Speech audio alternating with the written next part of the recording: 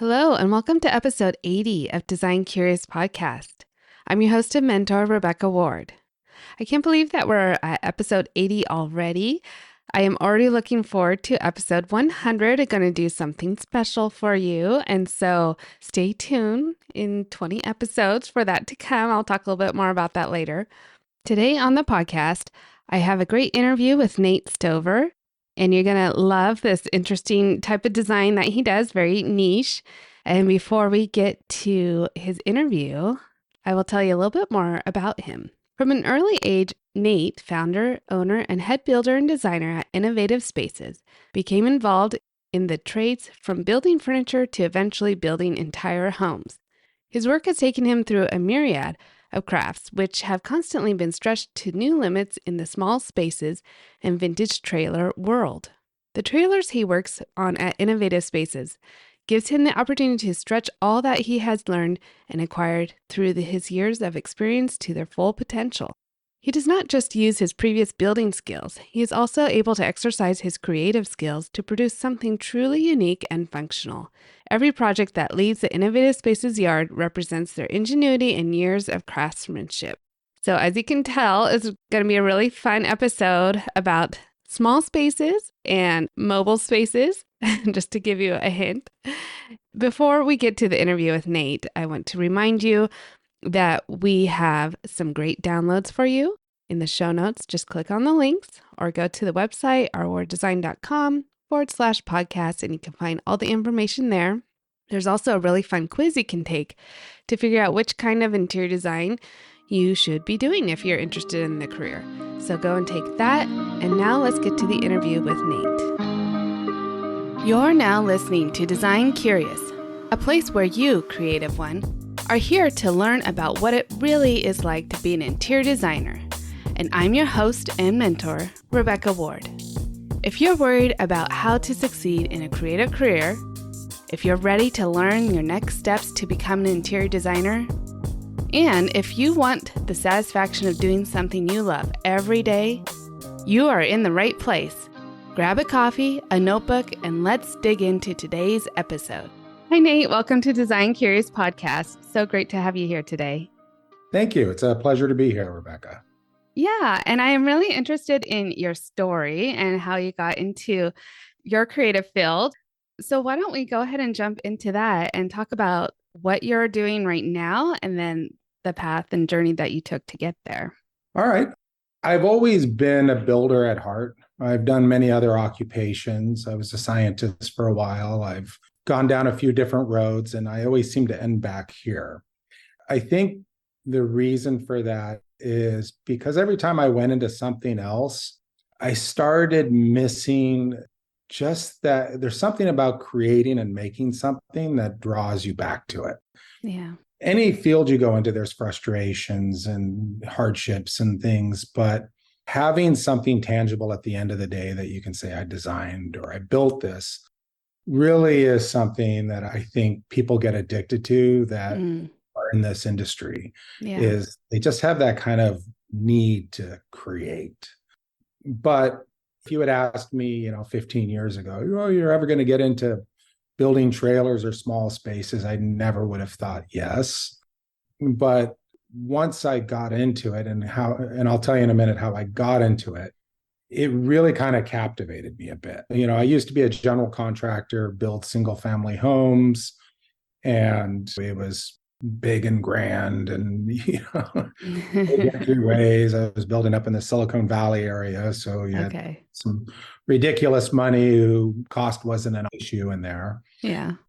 But, midlife crisis, I went back to school and became a scientist. So I was a marine geochemist for a while. Wow. And, life had some major changes where I couldn't be out in the field because of kids. And so I needed to find something really pretty immediately.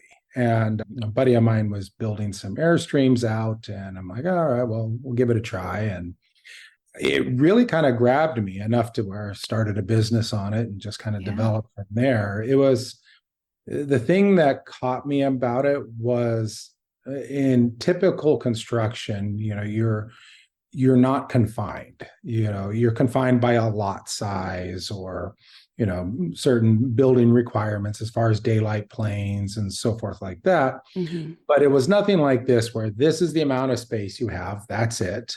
You don't get any more. Now be creative to make this work. And that's really kind of what has kept me captivated in this space, and the fact that it kind of ticks off a lot of areas that I really care about. One of those is the environment and upcycling, reusing things that have already had a life, giving them a second life instead of creating something from scratch. We do a lot of systems that are designed to be off grid and are very sustainable. Those are the type of things that made me feel good about it, for one. And then the other thing that I really liked about it is it gets people out and traveling and seeing the world. And that has always been something that has influenced me throughout my life. When I was in my early 20s, I remember taking a summer off, put everything into I think I had a Nissan Pathfinder at the time. Right? Threw my tool bags in there, and I just took off and I traveled for about 8 months and traveled around the US, Canada. When I'd run low on money, I'd stop and work on building a house somewhere to get some more funds and keep going. Yeah. And it was an amazing experience that I think has allowed me to connect to a lot of my clients. We get a lot of people who, especially since COVID, who can really work off the grid. They can not tied to an office. They can work from anywhere in the country. We've even had a lot of families with young kids that wanted to travel for the first couple of years of the kids' lives before they go to school. Yeah. So it's kind of a neat connection. And reducing your footprint and everything else is such a key to understanding the world, what we use, and just being more conscious of our surrounding. So that's kind of how I got into it. Long story around. Yeah. Well, it often works that way, where your own life experiences will speak into your career path, because you have, like you said, that connection with your clients. You understand what it's like to travel for a year and not really have any roots anywhere and just live in that van life. So going back to the design aspect of these Airstreams and what you're doing, what are some of the challenges? I mean, obviously space for sure, but did you have to do any research as to the type of products that you're using inside, because it's such a confined space? Yeah, well, definitely. I mean, so when I started in this, I was working with somebody who had a little bit of experience in it. So kind of had a baseline to start with. But naturally, I immediately started looking into different materials to use, different ways to build lighter, stronger. One of the things I've never liked about RVs is, for so long, they were all built kind of the same. It was, you go in there and it's those flimsy wall panels, that coating, and the RV industry is really slow to progress design wise. I mean, still they're producing trailers that look like they were built in the 80s. Yeah. I know. You think they would have come around by now, but I guess people still want that. I don't know. No, I don't think they want it. It's just kind of an industry standard. Okay. Yeah. That they really haven't. There are more manufacturers using neater materials, changing their looks more, getting out of that 80s, some point in mid-century modern or other looks, more of that kind of industrial look with all the toy haulers and stuff like that. But yeah, so I really started researching about different materials to use. We're rebuilding trailers that a lot of them are 60, 70 years old. They're the aluminum bodied and framed trailers, so they have a long life to them. But oftentimes we're completely deconstructing them and rebuilding them from the ground up. So I'm using stuff out of the boating industry. Like I use a subboard that's called Cosa board. It's a fiberglass composite that's, the difference between like a sheet of marine ply at 100 pounds and a sheet of this at 35 pounds. Okay. Yeah. With the same strength ratings, so they'll never rot. So I really try to look outside of what is typically used in the industry to try to elevate our builds and to bring in a higher quality. But the challenge is, unlike a home, everything is provided from within the unit, from your storage to your power to everything. You know, in a home, Yeah. you connect into the city sewer, you connect Right. to the power from the power company, you know, and in this, you're integrating everything into one little box. And it's actually a lot more complicated than people give it credit for. I remember when I first started in there, I was like a little almost embarrassed that I was working on RVs, you know, because people are like, oh, RVs. Yeah. But the systems are much more advanced than what you find in a home. Mm. We're integrating 12-volt systems. You're having large battery storage. You know, solar is very typical. Yeah. You're producing a lot of what you use. And so it's been a long learning process.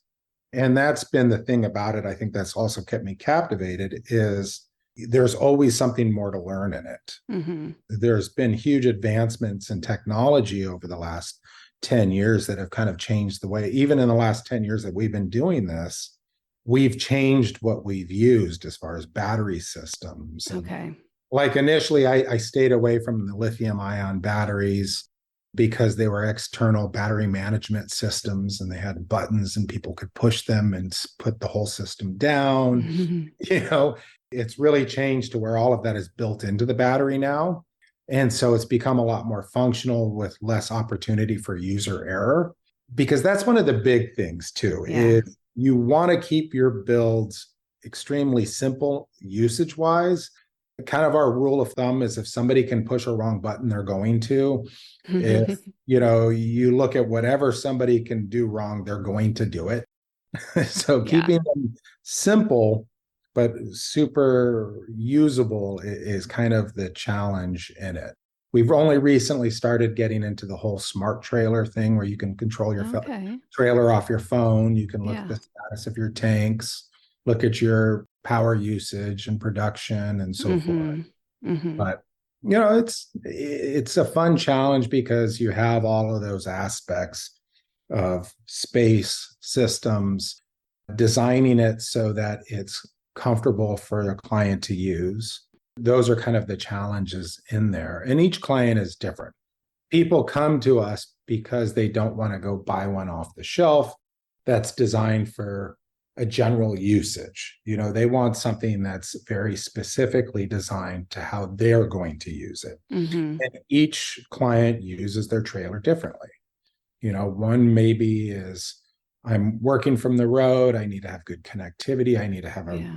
really well set up workspace versus the people who, you know, they want that weekend camper, people wanting to be off grid more versus Mm-hmm. at campgrounds where they can plug in to get power.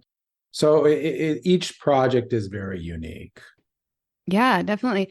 And even thinking about the weight limit of what you're putting in there is something I hadn't even considered before, but you definitely need to tow, like if you're doing an Airstream or even with the RV, it needs it to be mobile and go through all different kinds of climates.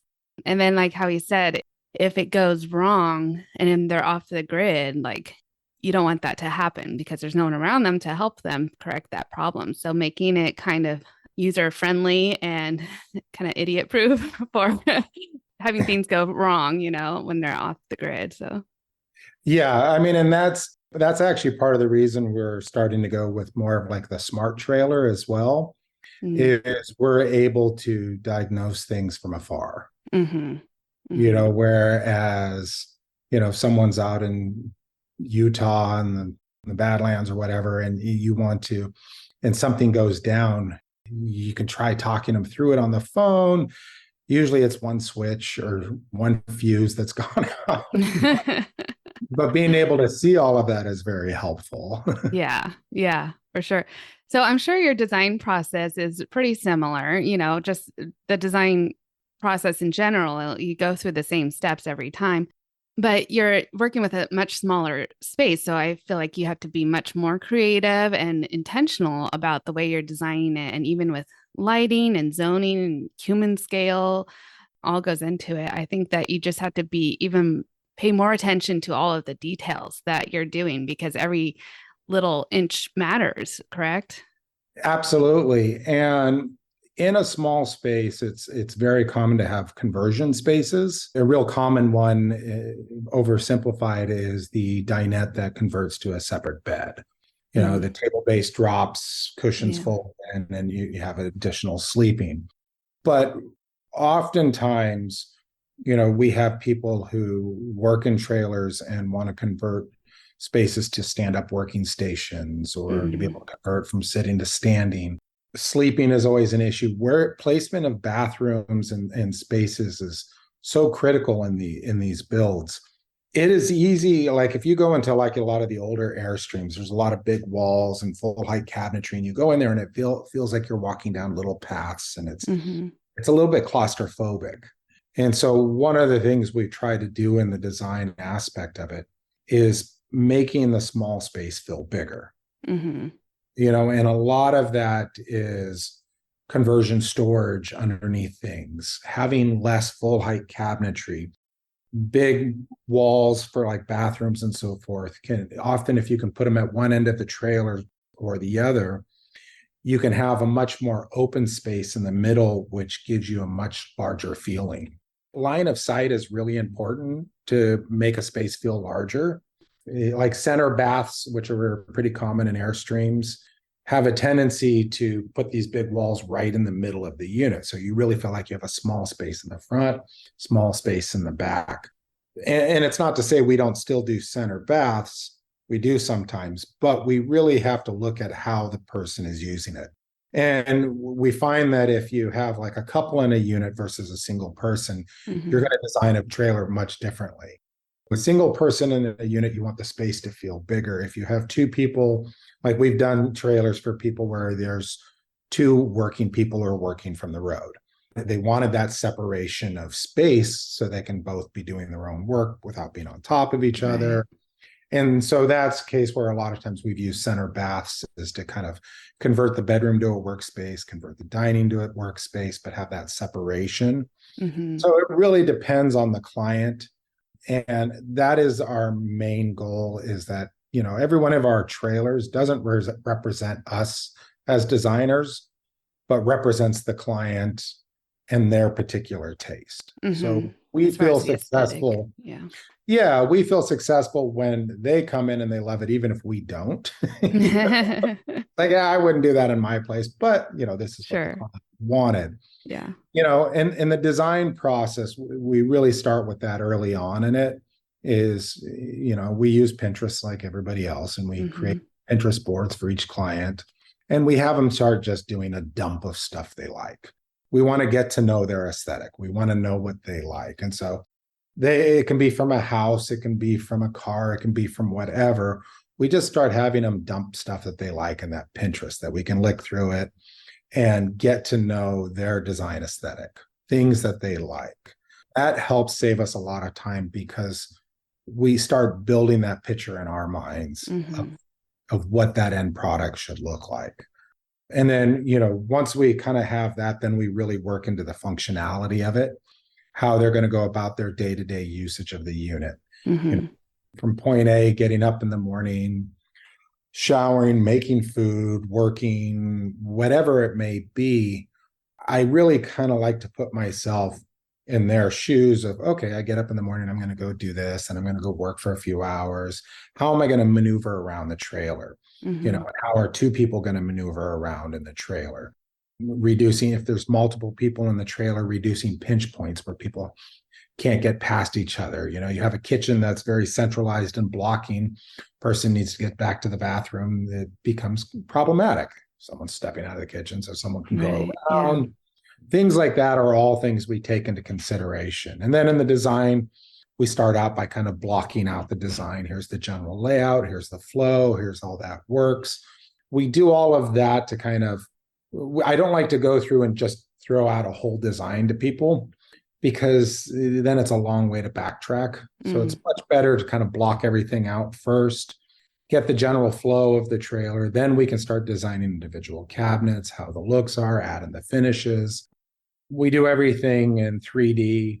allows Okay. us to put people to scale within the drawing so that Yeah. they can see how the space feels. Yeah. Visualizing is everything with a client. Some Mm-hmm. people are great at visualizing, they could do it off of a 2D drawing. A lot of people aren't. Otherwise, Yeah. they're designers. Right. So we need to Exactly. kind of help them down that path. Yeah. As far as the finishes that you use, I know you talked about the flooring being more marine grade. Is there other specialty finishes that you need to use, or can it translate pretty well from the home industry? Well, we make it look more like a home, a traditional home when you walk in. So you have wood cabinetry and so forth. But we use like an ultralight plywood that's pre-finished. It's about Okay. 40% lighter than standard plywood. There's obviously certain things that work and don't work within a trailer. Mm-hmm. We can pretty much make it feel and look homey like you would want to be in. Okay. And that's the idea behind it. We do use a lot of natural wood finishes and Mm-hmm. veneers. We do tile in some of them. Mm-hmm. And we use some different materials, some same as the home, Mm-hmm. but you got to realize that everything in the trailer is basically going through an earthquake for however long you're driving every day. True. It's, Yeah.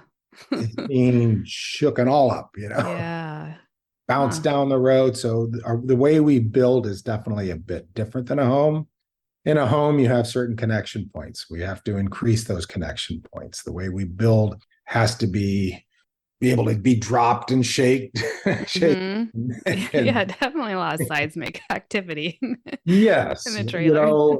and then most of our builds are all aluminum body trailers, which react to heat and temperature changes Mm. much different than the wood inside. So Hmm. I had to come up with solutions on how to integrate it. A lot of trailers you go in, they make those transitions with these plastic moldings and stuff, and we don't like that look. So Yeah. had to become a little more creative on how we can get that seamless interior corner Hmm. between an aluminum shell and a wood bodied cabinet. And Hmm. that's where we've learned a lot of things over time on how to do that holds up for years. Okay. Yeah. How often do people typically keep their design? Is it the turnover of redoing the design in their Airstream? Do they keep it for 10 years, 20 years? What is the life Well, expectancy? we've been around 10 years, and most of the people will have repaints done or something, but we haven't had people come back to do rebuilds. Okay. These builds will last 50 or 60 years, Oh, great. Yeah. so they have some longevity to them. And, Yeah. and we rebuild these units better than they were originally through materials. And like one of the weak points in most Airstreams was body leaks and the floor rotting out. So, we've gone to a spray foam insulation that seals the whole body. Okay. We've gone away from the wood floor to the fiberglass floor, which will never rot. Hmm. We'll never eat it, you know. Yeah. So we've done things to make these things have as much life as they originally had, if not more. Okay. That's great. So, if someone were to consider getting into your industry, who's maybe working like you had previously, as a contractor or as a designer, but want to like niche into this area, what would your recommendation be? Is there anything that they need to be aware of?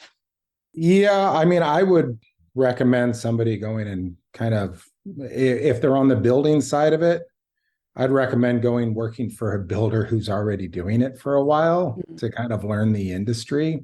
If you're a designer who's getting into it, do some builds with a reputable company who's been doing this work for a while. There's just different ways of building. There's different systems that go into it. An easy transition is people are coming from boats to Mhm. like RVs. It's a Yeah, lot I of the could see same that. systems that we use in boats and RVs, Hmm. but there's definitely a steep learning curve that could dissuade you pretty quickly if you have a project go badly in that learning curve. So if you're a designer working with somebody who kind of knows the in and outs is a great way to start. We've worked with a lot of outside designers. We've done a lot of work for movie stars and Most of them have their own designer that works on every house that they own, and the Yeah. aesthetic they like. And Right. so we've worked with a lot of them. And our main goal in there is to just guide them into the products that work. We love working with them. I mean, the concept behind it is when we work with outside designers, we get exposed to a lot of new ideas that we haven't Mm, necessarily thought of. right. It's Yeah. great, and I always love that input. I'm a great structural designer. I'm not great on interior finishes Mm. and what goes what. I have other people in my design staff who are much better at that. Okay. And so when we're working with clients who are very particular and know exactly what they want, that's great. When we're working with clients who have their own designers they work with, Hmm. that's also great because it expands our horizons too. Hmm.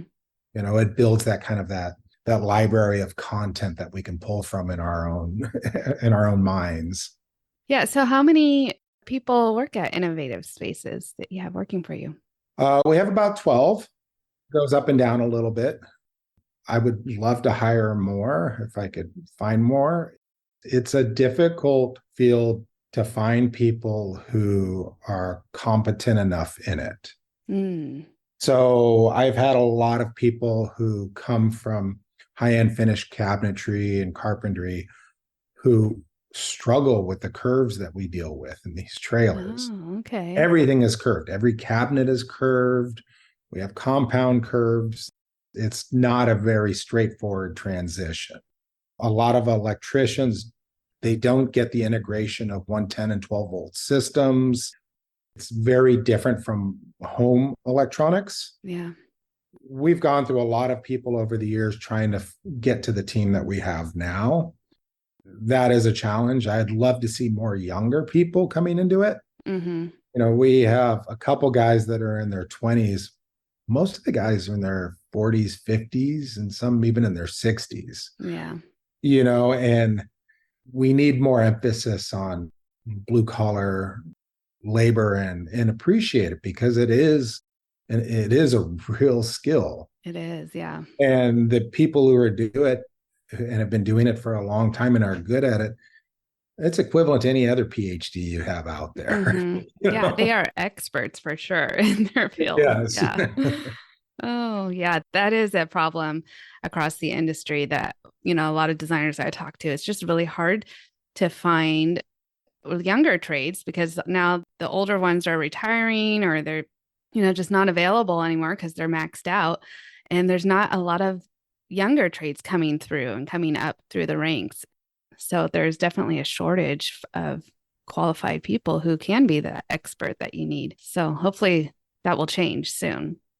Well, anytime I find, a younger guy that I can usually tell within 3 or 4 hours of working with somebody whether they have the skill or not, whether they have the aptitude. And so what you're really looking if I look for is the people who have that aptitude. See, I can train them. I can teach them what they need to know, but there are certain things you can't teach. Yeah. People either have an aptitude for something or they don't. The people who are really good at it are usually really smart and don't want to stick around working for somebody else for a long time. Mhm. They want Yeah. to move on to what's the next natural Yeah. progression in their career Right. Yeah. life. So Yeah. that's an age old struggle of I think Right. any employer. Yeah. You train them up well and then they jump out of the nest. Exactly. Yeah. You're like happy for them and pissed at them at the same Yeah. time. Did you see a big uptake in people wanting to do the van life since COVID-19 happened? There was a huge uptick in the whole industry in between tow behind trailers, motorhomes, van life, but that's all kind of changing right now. Van life has crashed hard. Oh, okay. There's 3 companies I know about that have closed their doors right around here that did good Interesting. builds. Oh, I think what happened is everybody kind of gets excited, goes crazy on it, and then mm-hmm. the reality of how much they actually are using it or whatever sets Yeah. in. Economy gets a little tighter, they got to sell it. If you're looking for a van or an RV or a trailer, now's a great time to buy. Okay. Yeah. You Good know, to know. yeah, we had this huge influx and then everybody's selling now. Yeah. So we've seen probably in the used market, probably 25 to almost 40% decrease in price. Wow. Yeah. Wow. But, we have seen an uptick too, though, in people using Airstreams as accommodations. We're doing a number of projects with companies who are having a mix of, like we're doing one in Texas, they have these duplex casitas and Airstreams to rent out as a Oh, hotel. okay.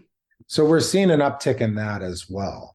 A lot of people are parking their vintage trailers and renting them out as Airbnbs. Yeah. So there's a lot of ways you can change the use of it. So you're utilizing it. The worst that happens is when people buy things, never use it, it just sits there. Yes. We don't Yeah. want that to So, happen. Especially, I mean, that definitely doesn't work with your sustainable design inclination. So, yeah, we definitely want people. And I think that people are going to innovate and just see new uses and new ways. And I love that Airbnb option as that people can do with their trailers once they're done living that van life or just need a break and need to like stay one place for a little while. I'm sure that does get tiring, but it's also well, we helpful. have an Instagram called Vintage Camper Trader Mm-hmm. that people can come and list for sale their trailer, or if they have like an event trailer, they can list that, or if they have a Airbnb, they can list it on there as a way of just trying to help kind of connect that community. Mm-hmm. Keeping people using things is always a good idea, the Yeah. trade and barter, selling, moving things along is is much better than sitting and falling, dilapidating in a field somewhere, Yeah, for which is sure. where we find a lot of our old Airstreams. Oh, I bet. Yeah. Oftentimes you'll drive by these giant lots that just have like old trucks and cars and trailers. And like there's probably some little gold nugget within all of that resting Oh metal yeah, over there. Yeah. yeah, and I think people like that stuff too. I mean, Mm-hmm. you see all those shows like on Netflix. There's like Rusted or Oh, whatever, yeah. Mm-hmm. where people take and find the old things and fix them Yeah. up, sell them, Yeah. and Yeah. Well, is there anything else that you would recommend to up and coming designers as far as like design or business that you think would be important for them to know? I think if they're looking at getting into like small space or something there, don't throw away your other side of your business and jump all in. Just try branching out into it to see if you can build it before making any type of major Okay. Yeah. transition. But yeah, if you're looking at getting into something very specific like this, as I said before, I would just try to find somebody to work with who knows what they're doing. It will save a lot of headaches, and it is a large learning curve on it, and it would help them along to partner up or do something with somebody to start. Yeah. Yeah, for sure. That's great advice. And where can people find you if they want to reach out to you for more great advice? You type in Airstream and Innovative Spaces, you'll find us right away. Okay. Check it out. It's something fun to look through and search around on, see some cool builds and stuff. And all our contact information is in there. Yeah, Great. give us a Good. call, see if something comes of it. Great. Yeah, we'll put all of your contact information in the show notes. Well, thank you so much, Nate, for coming on and sharing your unique niche. And I loved hearing about it. Well, thank you. Thanks for having me.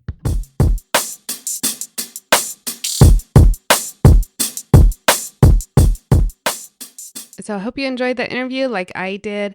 I really had not thought before about having Airstream trailers as part of the Airbnb vacation rental design area. So I think that is a really interesting avenue to get into. I know some people who are into vacation rental design, and so that can be definitely an up and coming interesting niche to get into. If you're interested, then definitely reach out to Nate. He's the expert on it and can guide you into that. I also had recommended that maybe he look into the vacation rental design summit that they have in the spring at High Point. That could be another avenue if you're interested in vacation rental design, Airbnb design, then that's the place to be. So we can put a link to that in the show notes as well. All right, that's all I have for you this week. Stay tuned for another great episode next week. And until then, stay creative. Thanks for listening.